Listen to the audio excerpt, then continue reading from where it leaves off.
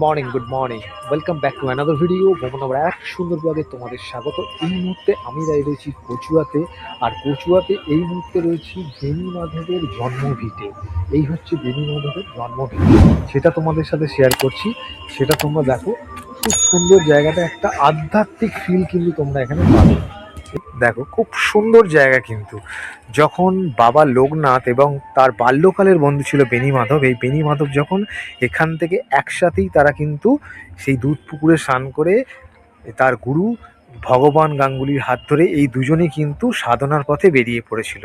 প্রথম তাদের তীর্থস্থান ছিল মহাতীর্থ কালীঘাট। সেই কালীঘাটেই কিন্তু তারা গিয়ে প্রথম সাধনা শুরু করে।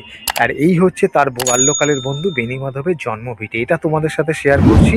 যদি কচুয়াতে আসো, অবশ্যই জায়গাটা ভিজিট করো।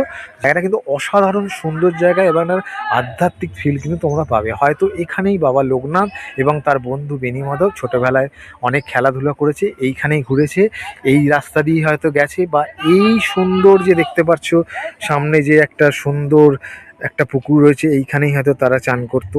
এত সুন্দর একটা সুন্দর প্লেস, সেইটা কিন্তু তোমাদের সাথে শেয়ার করছি। তোমরা কিন্তু দেখো, আর যদি আসো কচুয়াতে, অবশ্যই জায়গাটা কিন্তু দেখতে ভুলো না। তাহলে এই ভিডিওটা কিন্তু আমি এখানেই শেষ করছি। আবার দেখা হচ্ছে পরবর্তী একটা সুন্দর ব্লগের সাথে।